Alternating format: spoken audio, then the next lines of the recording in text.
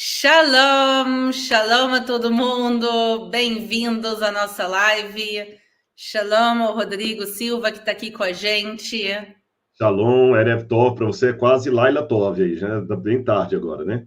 Aqui em Israel já são as 11 da noite agora, Nossa, que mas ótimo. é bom, né, fazer no horário que o pessoal possa assistir. Então, muito obrigada a todos que estão se juntando a nós. Essa live de hoje, ela é paralela nos dois canais, então vocês podem assistir ela tanto no Rodrigo Silva Arqueologia, como aqui no Israel com a Aline. Todo mundo é muito bem-vindo para assistir nos dois canais. Eu imagino que o pessoal que está nos assistindo já conheça o Rodrigo, mas da mesma maneira eu vou pedir para te se apresentar, para talvez alguém te conheça um pouco menos. Puxa, é um prazer estar com você mais uma vez aqui, Aline. Eu sou teólogo e arqueólogo, já participei de escavações em Israel, na Jordânia, na Espanha. Trabalho já com arqueologia bíblica há alguns anos, dou aula no NASP, aqui em São Paulo, e cuido também da curadoria do Museu de Arqueologia Bíblica do NASP, o MAB, que antes de entrar na live aqui eu já fiz o ultimato aqui para que a Aline, quando vier a Israel, trouxer o bebezinho dela para conhecer as terras brasileiras, venha conhecer o nosso museu aqui. Sim, eu e meu marido, a gente está loucos para voltar para o Brasil de férias. A gente mora aqui em Israel, mas a gente quer muito fazer férias no Brasil. E se Deus quiser, no ano que vem vai ser possível, agora com a família maior. Quer dizer, no Com início de certeza. dezembro a família vai estar crescendo. Que coisa boa. Mas então, shalom, para também quem não me conhece ainda, para o pessoal que está assistindo lá no canal do Rodrigo. Então, shalom, eu sou a Aline, eu sou uma brasileira, eu moro em Israel há 12 anos, eu acho já há bastante tempo. Eu trabalho aqui como guia de turismo, e a gente acompanha os grupos nos locais santos e nos locais históricos, a gente visita muitos lugares arqueológicos e agora também eu tenho aqui há um ano e meio o nosso canal Israel com a Aline. E justamente eu queria que o Rodrigo viesse aqui hoje com a gente para a gente falar um pouco da arqueologia bíblica, de alguns assuntos um pouco mais, se pode dizer, complexos, como aonde está a Arca da Aliança. Também a gente vai falar um pouco das novidades da arqueologia bíblica aqui em Israel. Mas antes de tudo, o que é arqueologia bíblica? Olha, a arqueologia bíblica, até foi interessante, Aline, que eu falei com ela antes da gente entrar no ar aqui, pessoal. Eu acabei de deixar agora o Rabino Sani, a quem eu já mando meu abraço aqui, rabino aqui em São Paulo, e ele veio conhecer o nosso Museu de Arqueologia Bíblica, e ele ficou emocionado, literalmente emocionado, quando ele, por exemplo, como um rabino judeu, pegou ali uma Torá que nós temos aqui de 1667 e leu aquilo ali. Então, a arqueologia, ele também fez assim, como a arqueologia é fascinante, a gente estava conversando e da nossa conversa eu extraio a resposta aqui para você, Aline. A arqueologia é uma maneira de ler o passado de maneira tridimensional. É quase também uma forma de dar voz aos ancestrais. Ou seja, é como se as pessoas que viveram naquela época pudessem nos contar o que eles passaram. Para aqueles que trabalham especificamente com arqueologia bíblica, eu diria que a arqueologia é uma forma de tornar a Bíblia tridimensional. Então, você tem o texto que você lê, você tem a geografia, que é o lugar onde tudo aconteceu, vocês veem sempre no canal da Aline aí, ela filmando num lugar no outro, e você tem os artefatos que dão vida a esse lugar, porque a Aline mostra, às vezes, eu também quando vou lá, um lugar cheio de pedras, mas às vezes um caneco de barro que alguém usou ou de pedra dá vida àquelas pedras, mostra as pessoas que viveram ali, mostrando então que é uma história real de pessoas reais e que tem uma lição muito importante para nós que vivemos no século XXI. Esse é, em resumo, o papel da arqueologia bíblica. E a arqueologia bíblica ela evoluiu muito nos últimos 100 anos. Uhum. As primeiras pessoas que realmente escavaram aqui em Israel foram os britânicos, no final do período turco-otomano e na época Isso. do mandato britânico. A gente já falando aí um pouquinho mais de 100 anos atrás. E o que eles faziam, a gente olha hoje em dia e diz assim, olha, era uma coisa muito primitiva e as coisas foram evoluindo muito, muito rápido e cada dia se acha mais lugares. Então, eu fico impressionada. Quando eu estudei, eu fiz meu curso há 10 anos atrás, parte dos lugares estavam sendo só descobertos ou parte dos lugares nem existiam. Então, Verdade. por exemplo, Magdala, a cidade de Maria Madalena, uma das cidades por onde Jesus passou, ninguém sabia a localização exata Né? dela até 2009. Quer dizer, Exatamente. Em 98 e 99, eu estive onde hoje é Magdala, e era um terreno baldio, tinha até lixo ali, né? A gente nem imaginava. Quer dizer, na verdade, já tinha uma ideia que era por ali a cidade, mas não tinham aquela escavado região. nada naquela região. E quando um grupo até católico comprou ali para fazer um hotel, quando eles estavam escavando, que aliás, gente, isso acontece muito em Israel. O Brasil, em termos de história, é um país novo. Desde o descobrimento para cá, nós temos 500 anos. E em Israel é tão antigo, nós estamos falando de milênios. Até uma coisa curiosa, Aline, você deve saber disso. Quando a gente encontra aqui no Brasil uma coisa de 200 anos, nossa, é muito antigo. Quando a gente encontra em Israel algo de 800 anos, de 900 anos, isso aqui é período bizantino, isso aqui não, já não é tão interessante, é período bizantino, né? Então, quer dizer, é um país muito antigo e acontece, às vezes, de você estar ali abrindo uma estrada e encontrar algo importante e mudar completamente a geografia, uma coisa romana, ou até grega, ou até persa, ou mais antiga que isso. Eu lembro quando eu comecei a fazer o curso de guia, boa parte do pessoal da minha sala de aula eram arqueólogos de formação, e eles estavam agora também fazendo, além do curso de guia, eles estavam, além do curso de arqueologia, que eles já eram arqueólogos há anos, eles estavam fazendo o curso de guia.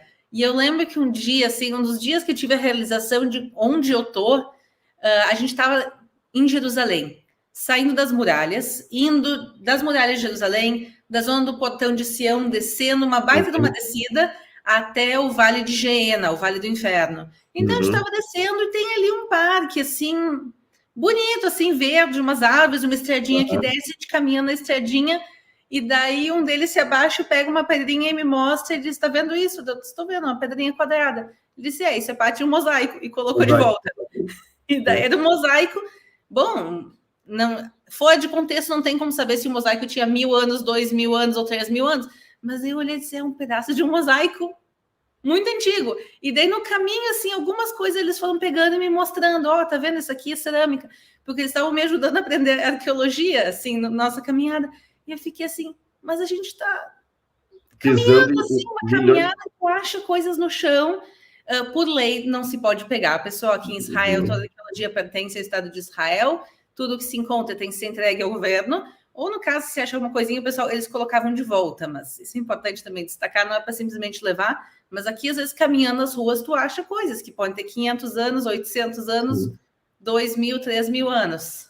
Se todo turista levar um pedacinho, daqui a pouquinho você não tem um país, tem um buraco aí, né? Agora, junto com essa emoção, Aline, eu vou te falar duas que eu já experimentei. Uma delas é quando você está escavando, por exemplo, em alguns lugares. Uma vez eu escavei e encontrei uma lamparina do período do Segundo Templo. Para quem não sabe, é o período da época de Jesus ali, época de Herodes, do Novo Testamento ali.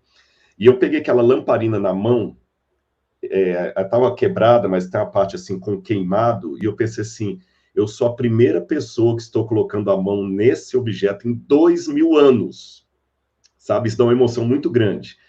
E segundo, a gente começa a pensar assim, qual foi a última vez que essa lamparina foi acesa? Quem que a usou? Qual que era o sentido de tudo isso, sabe? Isso aqui dá uma dimensão tão grande. Qual foi a família que estava em torno dessa lamparina acesa em casa? O que, que eles conversavam? Eles tinham nomes, tinham uma história, como todos nós. E também dá uma lição de humildade, porque eu sei que, dependendo do rumo da história, cada um tem uma ideia escatológica diferente, eu posso ser também as coisas que eu uso hoje podem ser os restos que os arqueólogos vão encontrar no futuro. Ou seja, não dá para ser muito vaidoso, não, porque no final o que sobra são apenas fragmentos da nossa história, né? Sim, uma experiência pessoal para aqueles que no futuro desejam vir a Israel, saibam que sim é possível participar de escavações arqueológicas em Israel. Tem muitos lugares que se permitem passar algumas horas, um dia. Bom, o Rodrigo aqui já passou muito tempo escavando, mas e como profissional, mas mesmo para quem não é profissional, tem projetos que se podem participar e se voluntarizar com escavações arqueológicas. É uma coisa fantástica.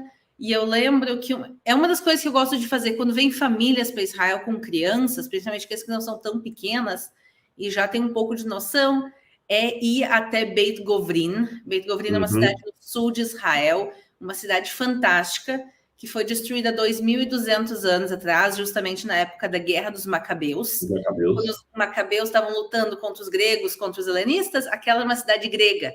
Então, os Macabeus vencem, a cidade vai ser, na realidade, a própria população da cidade vai destruir a cidade, porque eles vão fugir, e eles realmente não querem deixar nada para trás. Exatamente. Então, eles simplesmente destroem a cidade era de 2 andares. Tinha a cidade em si e eles tinham grutas. Então, eles pegam tudo que eles tinham, literalmente toda a casa, tudo que não dava para carregar, eles jogam dentro das grutas e tapam.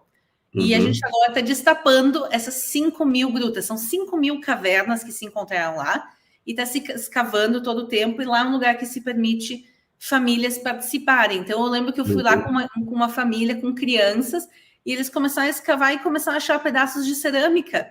E daí uma das crianças veio para mim e disse, não é verdade, vocês estavam escondendo isso aqui antes. Eu disse, não, tu é a primeira pessoa a tocar nisso em 2.200 anos. Tem tanta arqueologia aqui que a gente precisa de ajuda para escavar. E lá é um local super legal. E daí, justamente no final da escavação, eles acharam um vidrinho de perfume, que é uma coisa super rara de se encontrar. Eles acharam um vidrinho de perfume e os arqueólogos-chefes vieram assim, estavam todos animados, acharam vidrinho de perfume. As crianças foram, bateram foto e, claro, eles levaram embora. Mas é uma experiência incrível poder participar dessas. Esse é romano. Esse é romano.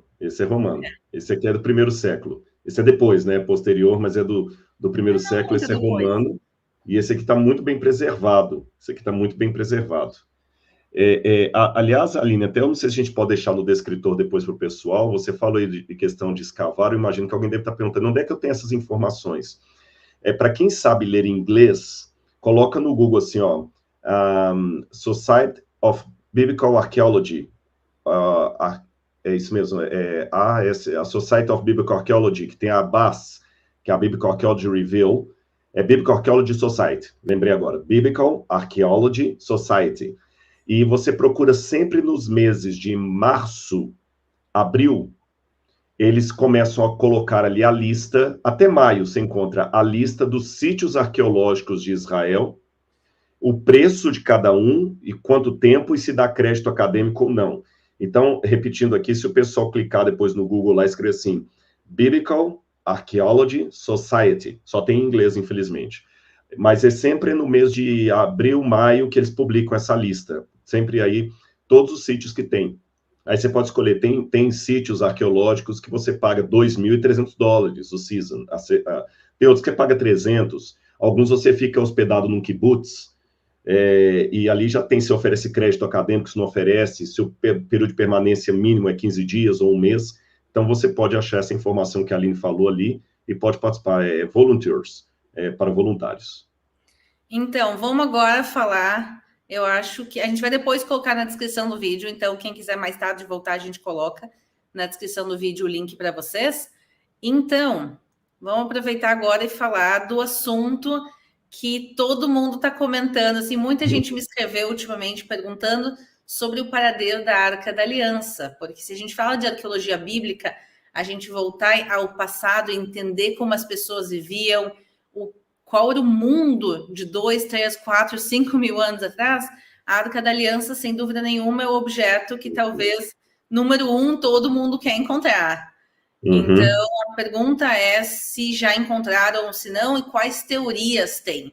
E tem uma teoria que está se falando muito agora, ultimamente, que é a teoria que o Ron White encontrou a Arca da Aliança no Jardim do Túmulo, que é o local onde... É um dos locais onde se acredita que talvez fosse a crucificação e sepulcro de Jesus. Agora, o que a gente sabe dessa teoria, realmente?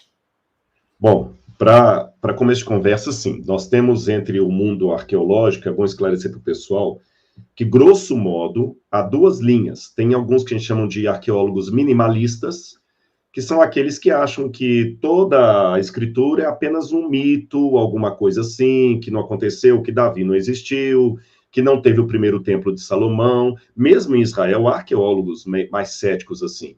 Ou que se Salomão e Davi existiam, foram apenas líderes tribais. E nessa linha, Moisés também é um mito e a Arca da Aliança nunca existiu, é apenas um conto de fadas.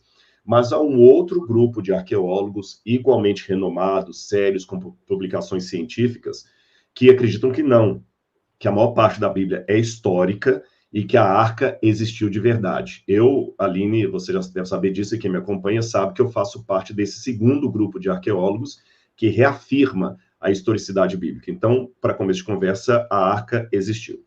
Agora, a arca desaparece da história bíblica ali mais ou menos na época de Jeremias, não fala mais da arca, ela desaparece. O texto bíblico não me dá diretamente nenhuma informação do que aconteceu com a arca, apenas aponta o seu desaparecimento. Contudo, um texto judaico que os católicos consideram deuterocanônico e acabam colocando na Bíblia, que aparece na tradução da Bíblia do grego, que é a Septuaginta, mas não aparece no texto hebraico nem nas Bíblias protestantes, é o texto de Macabeus. Macabeus traz uma tradição que, para que a arca não caísse nas mãos de Nabucodonosor, mãos piedosas, e certamente Jeremias estava entre os que assim o fizeram, esconderam a arca para que ela não fosse tomada por Nabucodonosor. Então, há quase um consenso entre os arqueólogos maximalistas, que acreditam na historicidade, que a arca desapareceu ali por volta do 6º século antes da Era Comum, ou como alguns falam, antes de Cristo, né? Às vezes a gente fala antes da Era Comum para ficar mais universal essa cronologia. A arca desapareceu. Agora aí que vem a questão, quais são as teorias do suposto sumiço dessa arca? Eu vou citar algumas para vocês. Se você for à Etiópia, existem padres etíopes que vão te mostrar um local na Etiópia que eles falam que a arca verdadeira está lá. O que há de lenda e verdadeiro nisso? O que há de verdadeiro? Israel reconhece, e a Aline pode falar isso com mais propriedade que eu, que há etíopes que têm ascendência judaica. Há etíopes que têm ascendência judaica. Então, alguns atribuem uma tradição que a rainha de Sabá seria de alguma região da Etiópia e que, quando ela foi embora de Jerusalém, ela teve um filho com Salomão, Menelik, e Salomão havia dado para Menelik uma réplica da Arca da Aliança, mas Menelik pegou essa réplica, trocou pela original, levou a original para a Etiópia e o santuário, o templo ficou com a réplica. Então, quando eles esconderam a réplica, que a original está lá na Etiópia.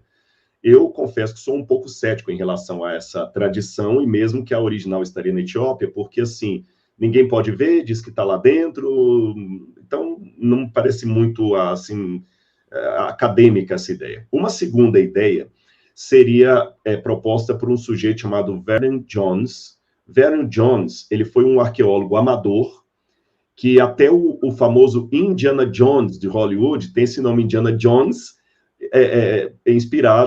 Spielberg inspirou nesse Vernon Jones, que ele era um arqueólogo, que ele falava que encontrava várias coisas, e ele diz que encontrou um mapa em Qumran, porque em Qumran tem um texto que foi o único texto que foi escrito em Qumran em placas de bronze.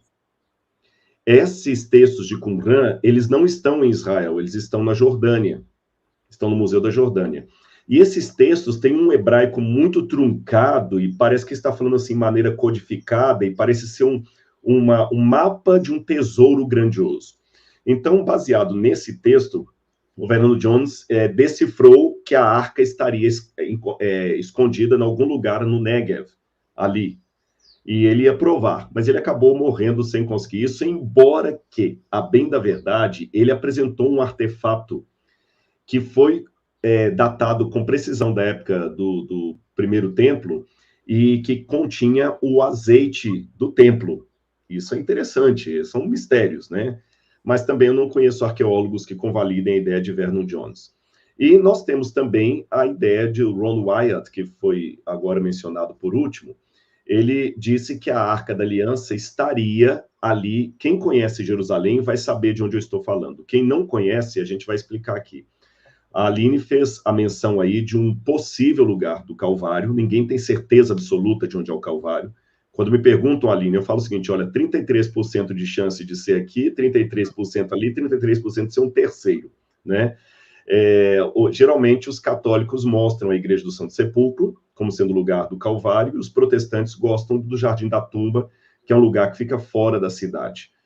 Depois a gente pode até esmiuçar isso aqui, qual a minha opinião a esse respeito, mas ali no Jardim da Tumba, tem um lugar já fora desse jardim, que tem uma colina de uns 5 metros, mais ou menos, de calcário, e esse calcário ele tem um formato que no século XIX, um general chamado Gordon, que estava ali, ele olhou para aquilo ali e viu o que ele interpretou ser uma caveira ali.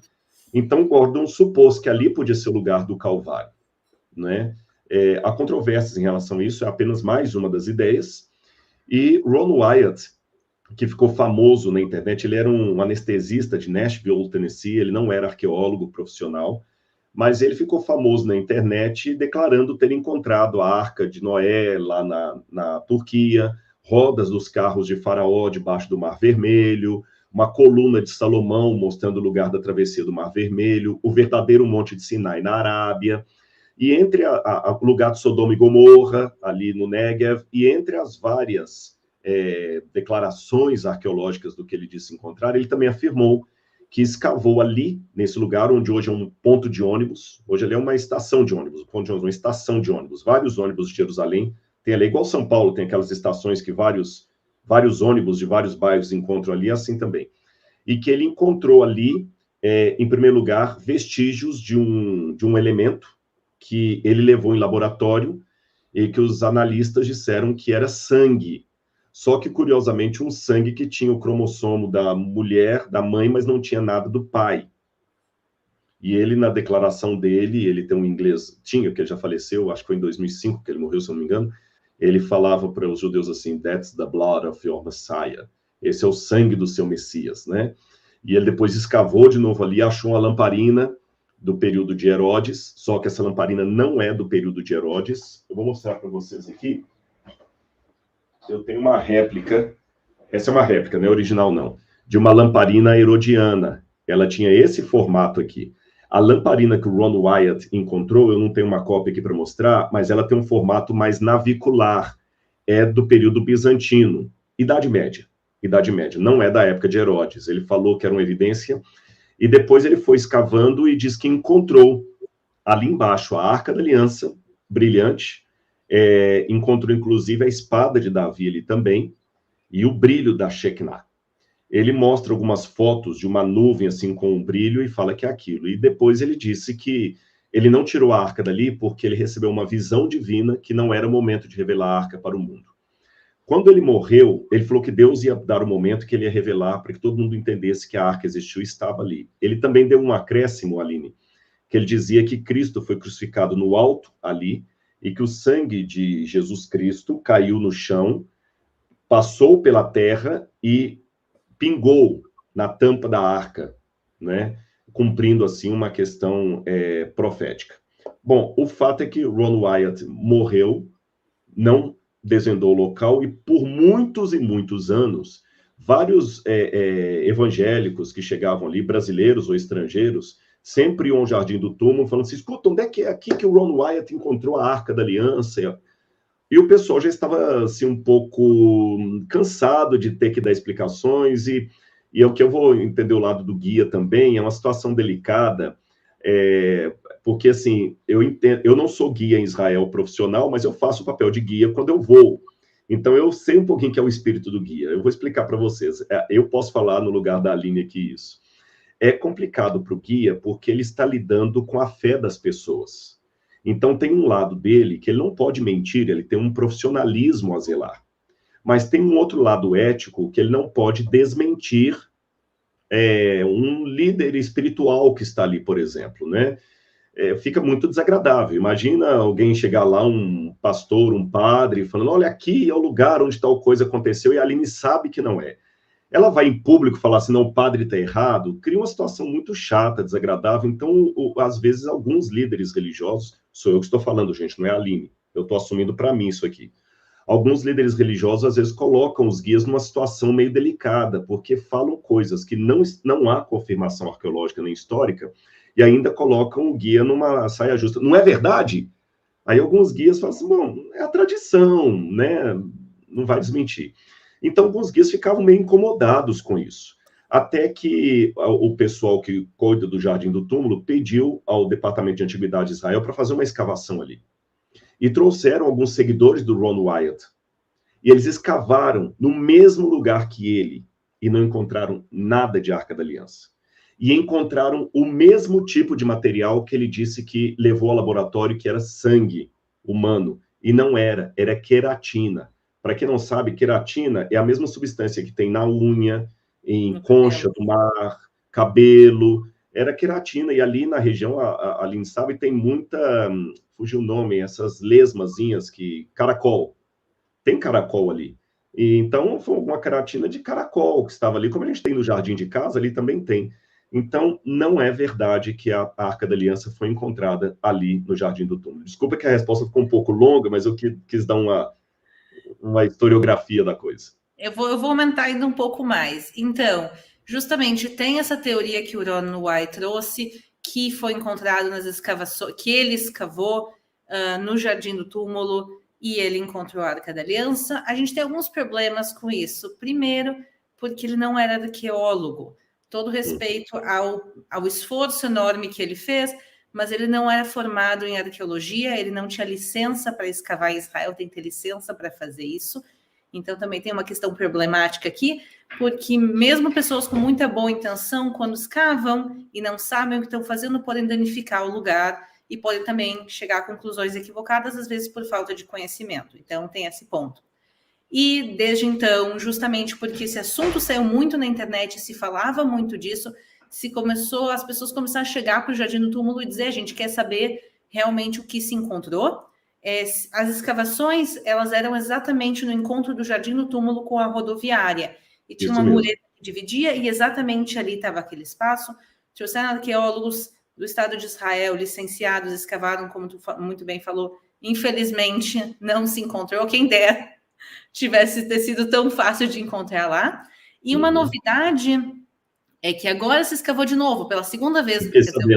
Se a gente contar com o Ron Wyatt pela terceira vez, mas a segunda escavação oficial, porque o Jardim do Túmulo está aproveitando agora que tem pouca gente visitando, já que não tem peregrinos e turistas em Israel, então eles estão fazendo obras no lugar e eles decidiram fazer lá uma escavação final. Eles escavaram até o final, 16 metros de profundidade, pessoal. Eles foram até não ter mais absolutamente nada. Foi uma grande escavação e, de novo, não se encontrou nada do período de Jesus, não se encontrou nada também anterior, quer dizer, do período da Arca da Aliança. Então, infelizmente, a conclusão que os arqueólogos chegaram é que não é lá. Provavelmente não é lá. E tem uma coisa, Aline, eu não sei se eu deixei isso claro, nessa primeira escavação oficial, ou segunda, se considerar dele, permitiu-se que seguidores de Ron Wyatt, que até estavam com ele na primeira investida, porque ele teve a ajuda de muita gente dos Estados Unidos, acompanhassem o projeto. Então, a segunda escavação foi guiada por Israel, mas assim como você falou que tem os voluntários que podem participar, eles permitiram que pessoas que eram aficionadas por Ron Wyatt, inclusive tem um museu de Ron Wyatt nos Estados Unidos, eles permitiram, inclusive, que pessoas ligadas ao Museu Wyatt nos Estados Unidos participassem para que vissem com os próprios olhos e indicassem para o arqueólogo onde foi que o Ron Wyatt disse que encontrou. Então, eles iam com o arqueólogo e eles conviveram com o Ron Wyatt e comparavam os vídeos que ele fez e as fotos que ele tirou para ter certeza que eles estavam escavando no mesmo lugar, para que no futuro alguém não dissesse assim, não, mas às vezes eles não encontraram, porque o Ron Wyatt escavou no lugar e eles foram para o outro. Não aconteceu isso, pessoal. Nessa segunda escavação, da terceira eu também fiquei sabendo semana passada, que me ligaram do Jardim do Túmulo. Aliás, foi até por isso que eu imediatamente, essa live aqui foi decidida sexta-feira ou domingo, se eu não me engano. Não foi da semana passada, né?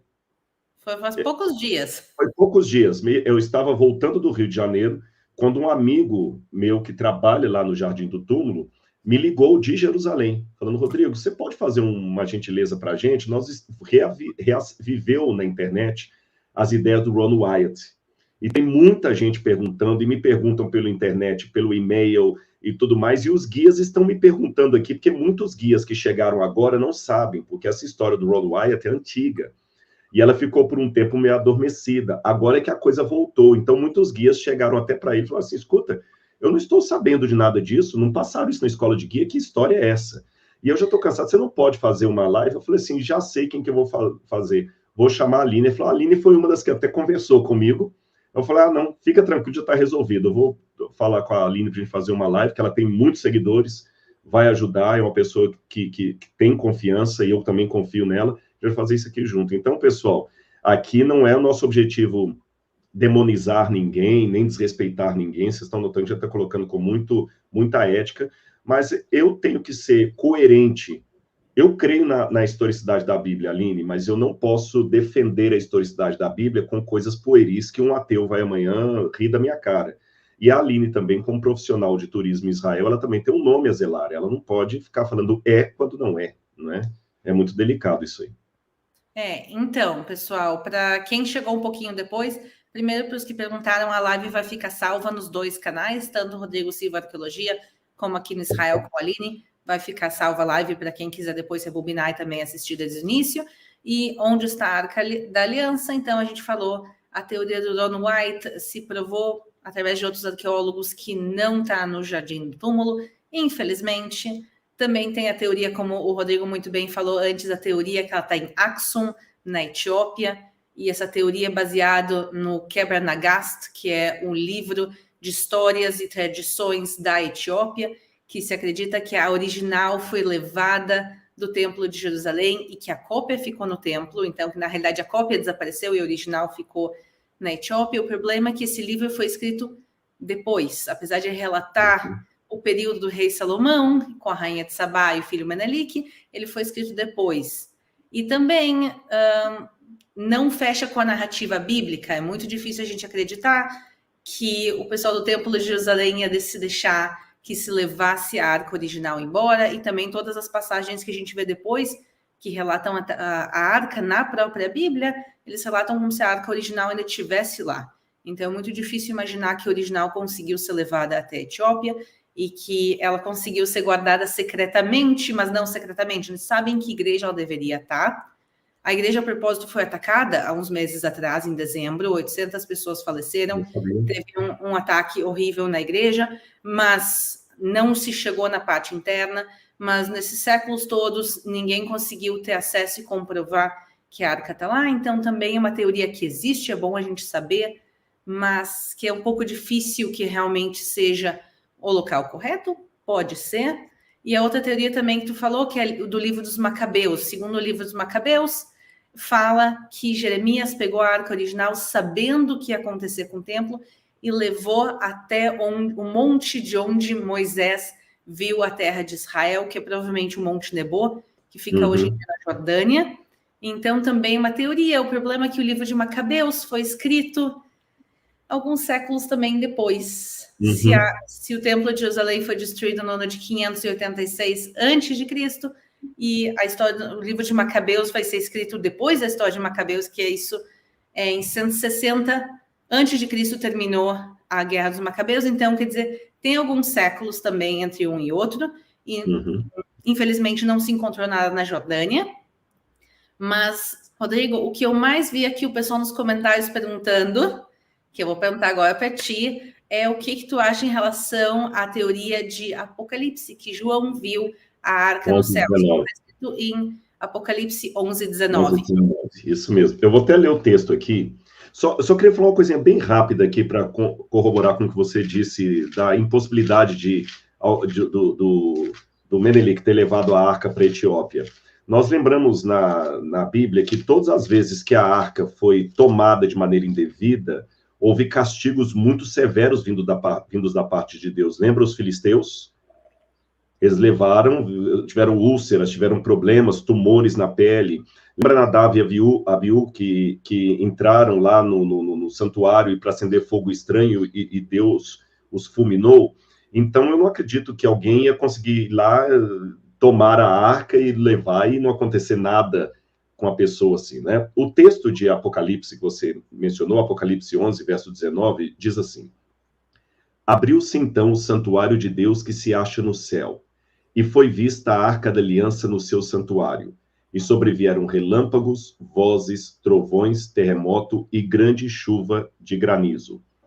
Alguns religiosos, ao lerem esse texto, pensam que a arca da aliança foi transportada para o céu, que Deus levou a arca da aliança para lá e que ela estaria hoje no céu, guardada por Deus. Há, de fato, essa teoria, eu conheço alguns que trabalham com ela. Eu, particularmente, trabalho um pouquinho diferente, vou explicar a vocês por quê. Nós não encontramos na história do cristianismo, que esse aqui é um documento cristão, então não há como buscar alguma coisa na tradição judaica. Eu desconheço, pelo menos, Aline, se tiver alguma você pode falar, eu desconheço na tradição judaica, seja no Talmud, porque a tradição judaica, às vezes, nos traz algumas informações que a Bíblia não apresenta. Por exemplo, a tradição judaica diz que Manassés mandou cortar Isaías pelo meio, né? A Bíblia não diz isso. A tradição judaica, tanto ali de Filo de Alexandria, Flávio Josefo, Talmud, os textos do Mar Morto, eles dão informações que nós não temos. Aqui tem os Midrash. Os Midrash são comentários da Bíblia. E eu não encontro nada na tradição judaica, e se eu estiver enganado, você pode me corrigir, eu não conheço, que diga que a arca foi arrebatada para o céu. Eu não conheço na tradição judaica. Não tem. Tem uma tradição judaica que fala, mas que ela continua nessa terra, a gente vai falar daqui um pouquinho dela, mas nenhuma tradição judaica fala de ela ter subido, não. Exatamente. Nem na tradição cristã. Quando eu falo tradição cristã agora, eu estou falando da patrística, os primeiros pais da igreja, depois ninguém fala disso. Então, só com base nesse versículo, deduzir isso, para mim, eu acho que é ir um pouco além do que o texto me permite. Eu, Rodrigo, trabalho com outra hipótese. Quando Moisés foi construir o Mishkan, que é a tenda, o santuário, a forma hebraica, que a Aline sabe muito melhor do que o hebraico nisso aí, como ele é ordenado por Deus a construir o santuário, Deus fala o seguinte: você, Moisés, vai fazer tudo de acordo com o modelo que eu lhe mostrei no monte. Então, fazer tudo de acordo com o modelo é o seguinte: é como se Moisés visse uma planta celestial e o santuário da terra era uma cópia do santuário celestial, tá certo? Uma cópia, evidentemente, como o livro de Hebreus vai dizer, uma cópia como sombra, um rascunho, porque as coisas celestiais são inefáveis, são inefáveis. Nem olhos viram, nem ouvidos ouviram, nem jamais penetrou ao coração humano que Deus tem preparado. Mas Deus já pegou o céu e colocou uma miniatura aqui. Nos documentos de Qumran, você tem o livro do sábado, agora eu me esqueci o nome que dá, daqui a pouco eu vou lembrar, da celebração sabática, que fala dos anjos lá no céu, celebrando a Deus no santuário celestial. No santuário celestial. Em Qumran nós temos muito isso, às vezes fala o templo celestial, às vezes fala o santuário celestial. Até alguns rabinos entendem que o nome de Jerusalém, Yerushalayim, é curioso, porque Yerushalayim não é a habitação da paz, senão seria Yerushalom. Yerushalayim é dual, são duas pazes, é a Jerusalém celestial e a Jerusalém daqui. Então, uma correspondência. Havendo essa correspondência, o livro do Apocalipse todo mostra cenas de João no santuário celestial. Ele sobe ao santuário celestial, ele vê o altar do sacrifício no santuário celestial, ele vê a menorá na forma de 7 espíritos de fogo que estão diante de Deus, ele vê os anjos que no santuário da terra eram como é que se diz, costurados na parede do santuário, ali no véu. Ali ele vê anjos de verdade, ele vê o altar do sacrifício, ele vê o santuário se enchendo de fumaça, ele vê o incenso das orações dos santos, e ele vê o santo dos santos, com o trono do Altíssimo ali. Então, o santuário permeia o Apocalipse do 1º ao 22º capítulo. Como ele vê cenas do santuário celestial o tempo todo, ele vê nesse santuário celestial também a Arca da Aliança. Então, é assim que eu interpreto Apocalipse 11, 19, Aline. Sim, alguém agora comentou aqui um assunto polêmico. A gente sabe que é um assunto polêmico, pessoal, a gente está aqui para trazer teorias, trazer as nossas interpretações também pessoais, o que os achados arqueológicos nos podem mostrar, e justamente a ideia de a gente vir aqui e falar desde a teoria da Etiópia, do Ron White, teoria do livro de Macabeus, a teoria também de Apocalipse, quer dizer, e mais algumas que a gente ainda vai comentar, a ideia é justamente trazer para vocês e cada um poder disso fazer sua própria pesquisa e tirar suas próprias conclusões.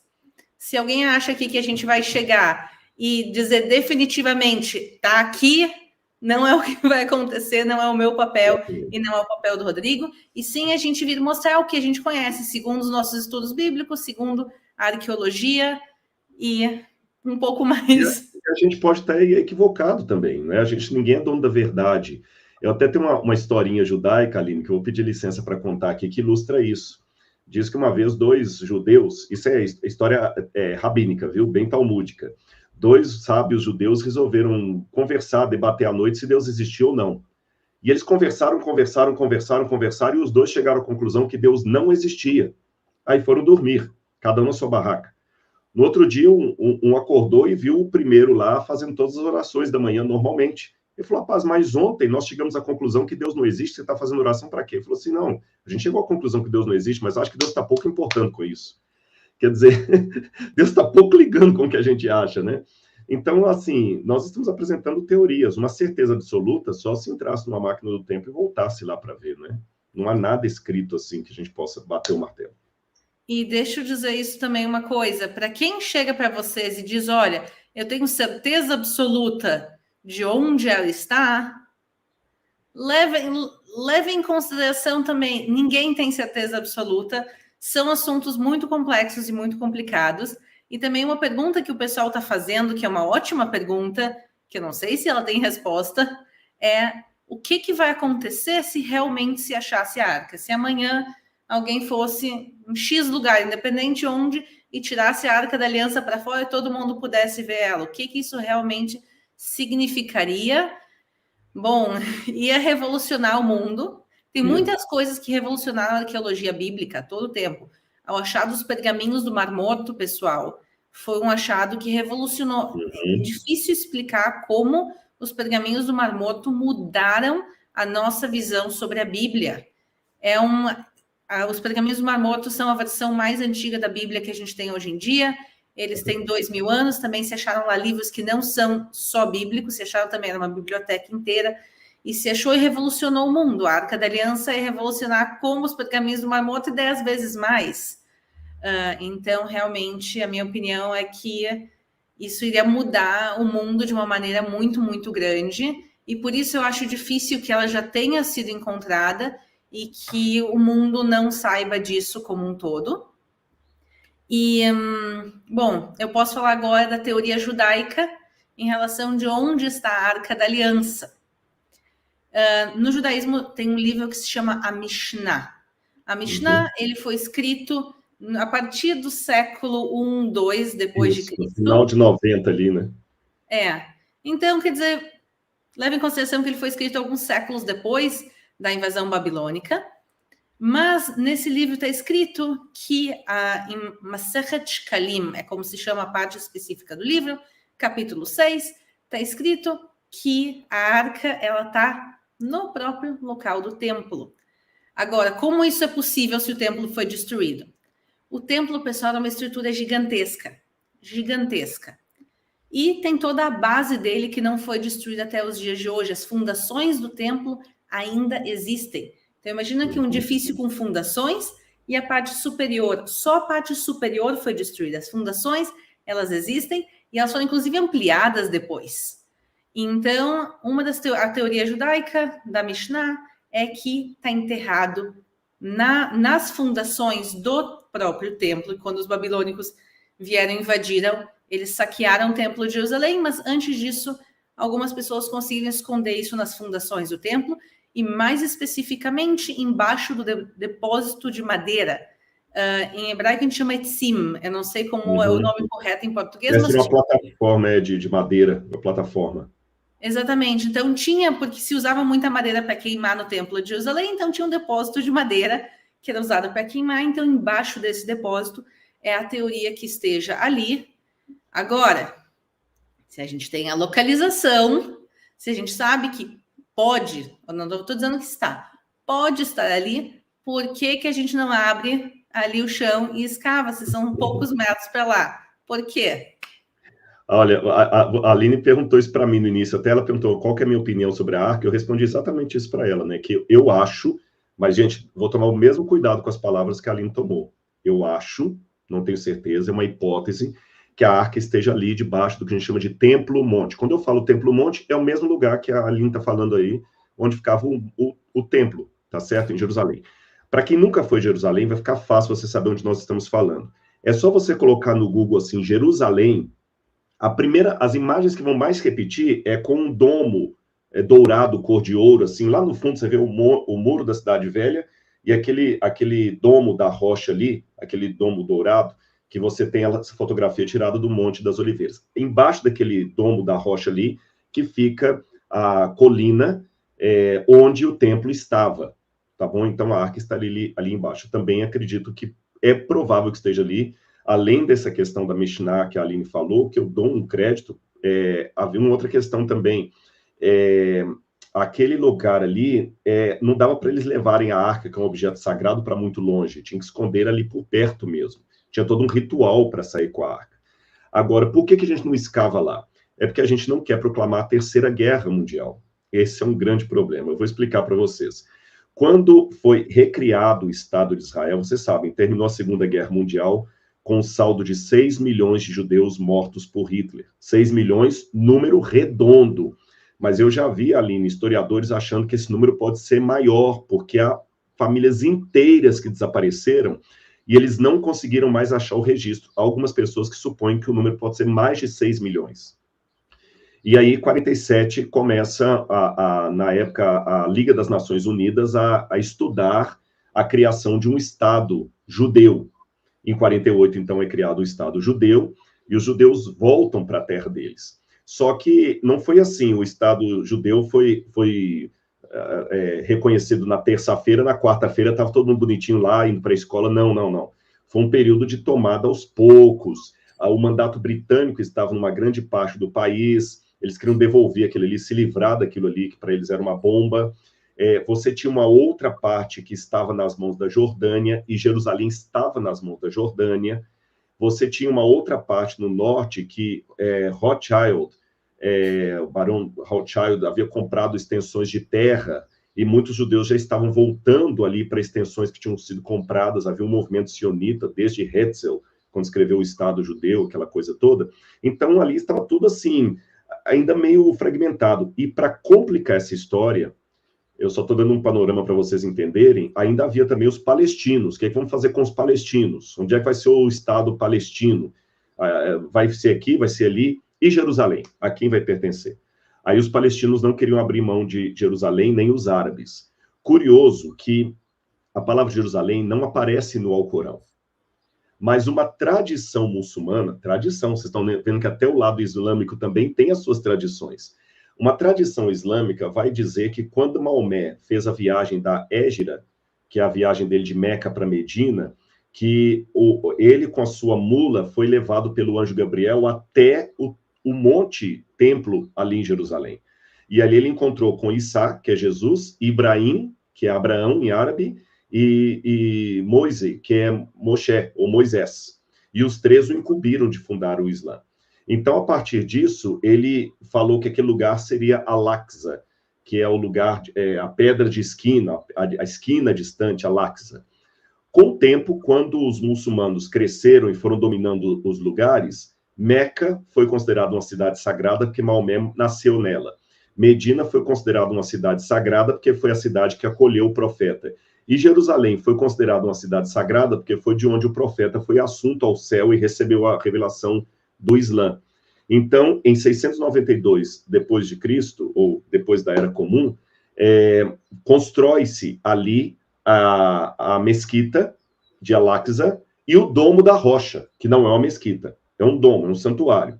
Eles constroem aquele lugar ali, E ali fica desde 691, 692 até 1948, em mãos muçulmanas. Bom, para resumir para vocês, quando os judeus, em 67, fizeram a Guerra de 6 Dias e tomaram Jerusalém, o comandante, o principal general do exército de Israel, era Moshe Dayan. Moshe Dayan, um herói de guerra. E Moshe Dayan, eles haviam tido muitas baixas no exército de Israel. Israel tinha tido uma grande vitória, que eles conquistaram Jerusalém e as colinas de Golã também, e era uma verdadeira luta de Davi contra Golias, porque era todo o poderio das nações árabes unidas contra Israel, que era um país que estava começando e não tinha muito treinamento nem nada. Foi um milagre Israel ter vencido em 6 dias, por isso que é a Guerra dos 6 Dias. Só que Moshe Dayan viu que, quando eles conquistaram Jerusalém, eles, estrategicamente falando, não aguentariam uma investida dos países árabes, que estavam ameaçando atacar. Eles não aguentariam um segundo, que eles estavam enfraquecidos. Então ele teve uma ideia política. Conversou com os governantes de Israel na época, eu estou resumindo bastante aqui, a Aline pode contar isso com muito mais propriedade do que eu. Fizeram um acordo seguinte: o Domo da Rocha, nós, Israel, vamos preservar como sendo um lugar religioso dos muçulmanos. Segunda coisa, qualquer pessoa de sangue árabe que estiver morando em Israel, nós não vamos expulsar. Se ele quiser morar aqui e pagar impostos, vamos dar cidadania para eles. Terceiro lugar, vamos deixar que o rei da Jordânia administre o Domo da Rocha. Com isto, ele acalmou os nervos dos países muçulmanos, evitou que eles fizessem um contra-ataque, porque eles não iam atacar um lugar sagrado deles, e até hoje Israel tem muita boa vontade, por exemplo, na época do Ramadã, receber muçulmanos do mundo inteiro que vão para lá para fazer suas orações lá no Domo da Rocha lá, e na Mesquita de Al-Aqsa, que fica ali do lado. Então, por causa disso, ali hoje é um lugar que é um barril de pólvora, se você mexer lá. Quando o primeiro-ministro, gente, agora fugiu... na intifada de 2006. Ariel Sharon. Ariel Sharon, obrigado. Ariel Sharon, que ele foi militar, né, aquela coisa toda, e ele falou, não, peraí, eu sou o primeiro-ministro de Israel e eu sou cerceado de pisar em qualquer lugar. Ele entrou ali na mesquita com soldados, aquilo deu um problema tão sério que teve quase que uma guerra dos países árabes. Não foi inteligente aquilo ali. Então, até hoje, não se pode escavar lá. Os muçulmanos não deixam. Porém, Aline, você vai saber o que eu quero dizer, eu vou revelar, pessoal, eu já escavei lá. No Monte do Templo? Quase no Monte do Templo. Você vai, Sifin Project. Ah, sim. Aliás, eu vou até deixar que a Aline explique para vocês. Exatamente. Eu já escavei no Sifin Project, mas eu vou dar para a Aline a honra de explicar o Sifin Project. Só que antes dela explicar, eu só quero contar uma coisa, Aline. Nós temos algumas evidências arqueológicas disso que você falou, da possibilidade da arca estar ali e dos subterrâneos ali do templo. Assim, pessoal, o Monte Templo é um queijo suíço. Tem muitos buracos ali, só que nunca foram encontrados, né? E tem um explorador chamado Konrad Schick, ele era alemão, protestante, e os árabes, em 1800 e alguma coisa, permitiram que Konrad Schick explorasse os subsolos ali do Templo Monte, da esplanada. E ele mapeou aquele lugar, ele mostrou muitos canais e túneis, alguns naturais, outros feitos, que nunca foram explorados. E uma maquete do Konrad Schick está em Jerusalém, pena que não está tão visível assim, ela é uma maquete original, feita de madeira, bem simples, não sei se você já teve a oportunidade de ver. Eu tenho ali um grupo que vem da Costa Rica, que cada vez que eles vêm, eles pedem para ir para lá. Então, né? eu vou dar uma vez cuidando com eles. Da igreja escocesa ali, se eu não me engano, né? Da Escócia. Então, a gente sabe que existem evidências, mas a gente não pode escavar lá. E a Aline vai explicar para vocês como é que eu escavei no Templo Monte sem escavar no Templo Monte. Então, pessoal, só resumindo em 30 segundos. O Monte do Templo é a base... O Monte do Templo tem a base dele, que permanece ainda do templo, e sobre ela o templo foi destruído. Hoje em dia fica o Domo da Rocha, e ele é de administração muçulmana jordaniana. e isso quer dizer que eles não permitem não muçulmanos entrarem, orarem e muito menos escavarem lá. Então, infelizmente, por mais que a gente tenha uma teoria que a arca talvez a gente saiba mais ou menos onde ela está, que ela está nos subterrâneos, e a gente tem certeza que os subterrâneos existem, a gente só não sabe se a arca está lá ou não, o que tem lá. Infelizmente, não, eles não permitem as escavações, e escavar sem a permissão deles seria uma afronta ao mundo muçulmano, e não teria um final muito legal, então, infelizmente, lá não se pode escavar. Tendo dito isso, a gente não pode escavar, mas eles podem. O que aconteceu? Embaixo, não exatamente do Domo da Rocha, mas embaixo da Mesquita de Al-Aqsa, que é a cúpula cinza que fica do lado, que ninguém gosta de bater foto porque ela é cinza, mas que ela é muito importante para os muçulmanos, embaixo dela tem parte dessa plataforma, parte dessa estrutura original. Eles simplesmente pegaram, desceram e tiraram toneladas e toneladas e toneladas de restos. Para eles era lixo, para a gente é restos arqueológicos, mas eles simplesmente tiraram toneladas e jogaram tudo isso no lixo. E criaram uma mesquita subterrânea dentro do Monte do Templo, que tem espaço para 10 mil pessoas. Pensa em quanta gente cabe numa mesquita, pensa em qual o tamanho de uma mesquita de 10 mil lugares. E ela estava praticamente toda aquela zona cheia de restos de lixo, cada um vai chamar e achar o que quiser daquilo, eles simplesmente jogaram fora. No meu canal eu tenho vídeo mostrando esse lugar, então eu tenho alguns vídeos falando do Templo de Jerusalém, então eu tenho vídeos mostrando essa parte subterrânea, como ela está hoje em dia, limpa, bonitinha, com tapetes, e esse lixo que eles tiraram de dentro, eles jogaram fora, e o Estado de Israel, sabendo que eram restos arqueológicos do subterrâneo do Templo de Jerusalém, Israel foi lá, pegou tratores, colocou nos tratores e levou para outro lugar, e aí se levou para um projeto que se chama Sifting Project, que é o projeto de peneirar, literalmente. Eles pegaram todos aqueles restos arqueológicos, começaram a peneirar para ver o que se achava, e o Rodrigo participou do Sifting Project, quer dizer, ele participou dessa peneiração do Templo de Jerusalém. E aí se achou muitíssima coisa, muita coisa lá, moedas, lamparinas, muita coisa. Selos. Selos também, selos da época do primeiro templo. Se achou muita coisa lá, o problema é que já tinha sido tirado do lugar, rolado, levado, nananana, e quando a gente pega as coisas fora de contexto, elas perdem um pouco do contexto histórico. Então, a gente pode pegar... Alguém perguntou antes nos comentários, como tu sabe de quando é a lamparina? Quando tu sabe de quando é uma coisa? Então, a gente tem várias maneiras de descobrir de quando é um objeto. Então, por exemplo, se alguém pegar a minha camiseta, encontrar a minha camiseta daqui 1000 anos, eles vão olhar pelo estilo da camiseta e saber que essa camiseta não é de 500 anos atrás, porque o tipo de roupa muda, porque o tipo de lamparina muda. O tipo de lâmpadas que a gente usa na nossa casa não é o mesmo tipo de lâmpadas que se usava 50 anos atrás e 100 anos atrás. Então, a gente pode ver... Carros mudam. Carros, modelo de carro. Exatamente. Então, tu pode ver pelo tipo de objeto, tu pode ver também do lado do que ele é encontrado. Então, se tu encontra um texto, tu não tem certeza de quando ele é, mas do lado do texto tu encontra uma moeda, as moedas são muito fáceis de datar, normalmente as moedas têm uma maneira de a gente saber a data de quando ela é. Então, tu pode saber, bom, o texto estava do lado da moeda, então a gente sabe de quando é esse texto graças à moeda.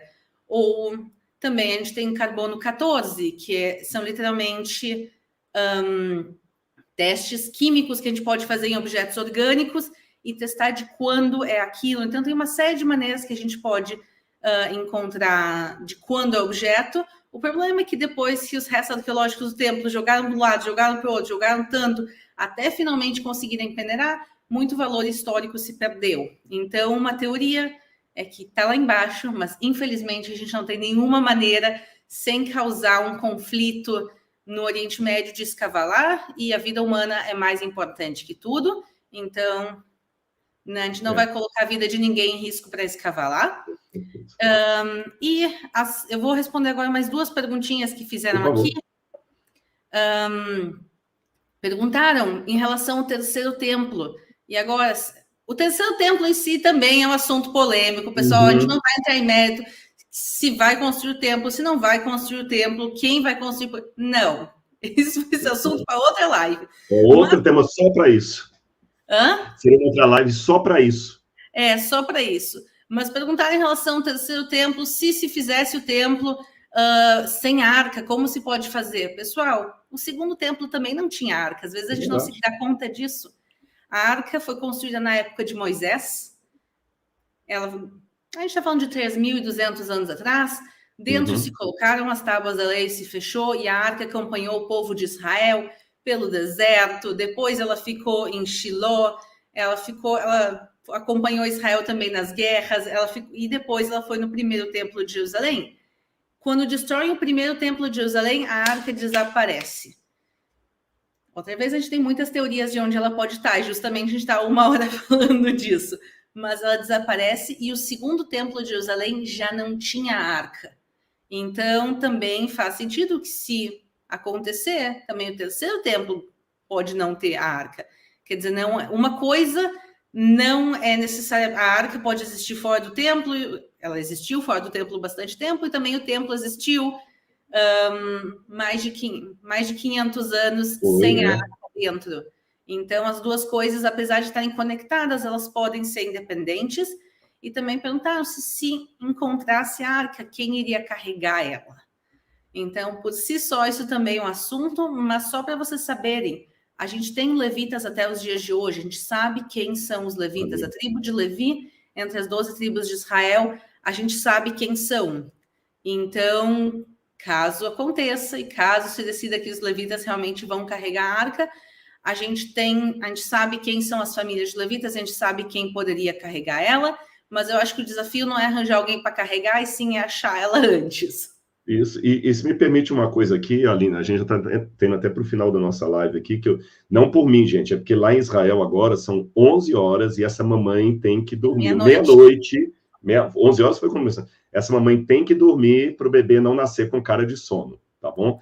Mas eu queria falar uma coisa aqui, Aline. É uma coisa muito pessoal minha, né? Até teve um momento que perguntou, e se a arca fosse encontrada hoje, o que aconteceria? E você muito bem falou, a gente não sabe. Mas eu penso o seguinte, tem uma coisa mais importante do que a arca. Quando o pessoal leu o Apocalipse, a gente falou da história, tem uma coisa muito mais importante do que a arca. Os mandamentos de Deus que estavam dentro dela.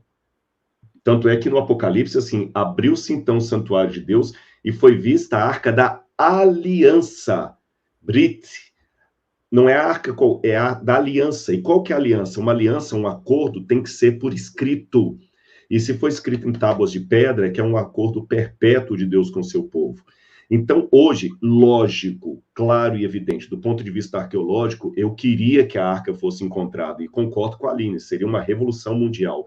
Porém, mais importante do que encontrar a arca é obedecer os mandamentos que estavam dentro dela, e que esses estão preservados, seja na Bíblia cristã, seja na Bíblia judaica, na Tanakh, seja em qualquer Bíblia, seja uma Bíblia traduzida por uma editora católica, por uma editora protestante, por uma editora da Igreja Ortodoxa, seja na Tanakh hebraica lá, os 10 mandamentos estão ali, que se resumem em 2, né? Que interessante que tem uma história, agora eu não lembro se é com o Rabino Shammai e Akiva, que um estudante chegou para Shammai e falou assim, olha, enquanto eu faço 4 aqui, né, fico numa posição meio incômoda, resuma-me a lei e os profetas.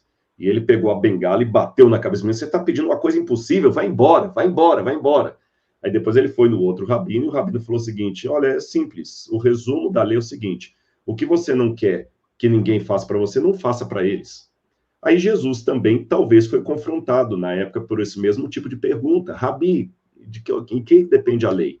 Amar a Deus sobre todas as coisas e ao próximo como a ti mesmo. Disso depende toda a lei. O resto é comentário.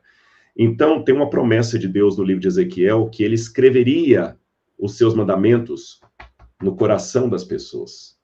Então, aqui, fechando a minha participação, Aline, eu digo, como arqueólogo, eu tenho muita vontade que a arca seja encontrada. Agora, como servo de Deus, eu tenho muita vontade que os mandamentos de Deus sejam encontrados aqui no meu coração, porque eu corro o risco de ficar procurando tanto a arca lá em Jerusalém, quando eu posso encontrar os mandamentos dela escritos aqui dentro, segundo a promessa que Deus deu a Ezequiel. Então, pessoal, a arca é importante, porém, mais importante que ela são os mandamentos que ela continha. Estou impressionada. Realmente, tu tem toda a razão. No final das contas, os mandamentos são o motivo da arca existirem, apesar da arca se sonhar tanto a arca, sem os mandamentos, ela perde a maior parte do seu sentido. Eu quero agradecer mais uma vez o Rodrigo Silva por estar aqui com a gente hoje, por ter participado da live. Realmente, a tua perspectiva é muito importante. Eu quero convidar todo mundo que não é inscrito aqui no canal, no Israel com a Aline, estão convidados a se inscreverem, a dar like nessa live. Também, quem não é ainda no canal do Rodrigo Silva Arqueologia, corra lá, dá o like, se inscreve no canal. A gente tem conteúdo sobre Israel, arqueologia bíblica. Cada um tem o seu foco diferente, mas o assunto comum da arqueologia bíblica está nos dois canais, então vocês estão super convidados. Rodrigo, eu estou te esperando para participar aqui de escavações em Israel. Com certeza. Quando eu for no Brasil, eu quero que tu me leve a conhecer um museu também de arqueologia bíblica em São Paulo. E sim, eu agradeço a todo mundo pelos comentários. Comentem aqui embaixo também no vídeo qual das teorias vocês acham que mais faz sentido para vocês. E também se vocês têm assuntos futuros que vocês querem que a gente faça live juntos. Para mim é sempre um prazer ter uma desculpa para chamar o Rodrigo de novo, ou para ele me chamar para o canal dele. Então, se vocês têm assuntos que vocês querem que a gente converse e discuta, por favor, coloquem nos comentários. E muito obrigada a todo mundo. Só quero uma coisa aqui, Aline. Eu tenho aqui, que eu guardo com muito carinho, o meu kippá, que foi feito por uma judia, descendente de sobreviventes do campo de concentração, a Léa, daí de Israel. Ela é avó e ela fez um kippá para cada um dos filhos e netos, e ela fez um para mim com meu nome. E, embora eu não seja judeu de nascimento, nem por religião, mas eu acredito no Deus de Abraão, de Isaac e de Jacó, dos avós, dos patriarcas, e eu sei que uma das coisas de respeito do judaísmo é que quando você vai pedir uma bênção, sentir-se na presença de Hashem, que é o Senhor, você coloca o kippá. E eu estou colocando aqui com muito carinho agora esse kippá aqui, Aline, que mesmo que tenhamos religiões diferentes, pontos de vista diferentes, pelo Criador somos irmãos, e eu aqui colocando esse kippá em sinal de respeito a Hashem, eu quero pedir uma bênção toda especial em nome do Deus de Abraão, de Isaac e de Jacó, para esse bebê que você e seu marido estão trazendo ao mundo, que ele ou ela, eu não sei, seja luz, tá bom? Na escuridão, or, em hebraico, e que todas as pessoas que chegarem a vocês e nessa criança possam sentir a luz de Hashem sobre vocês. É o desejo de um irmão seu do Brasil, que não te conhece pessoalmente, mas te admira demais, e ora por sua vida, sua família e seu trabalho, e que essa criança receba a bênção do Deus de Abraão. Tá bom? Amém. Muito obrigada. O menino é um menino, ele vai chegar no início de dezembro, e se Deus quiser, tu vai conhecer pessoalmente ele, a mim, o meu marido, ou aqui ou aí. Vamos, com certeza. Possível. Então, muito obrigada a todo mundo que participou, e a gente se vê na próxima, pessoal. Na próxima. Lehitraot, Laila Tov. Laila Tov.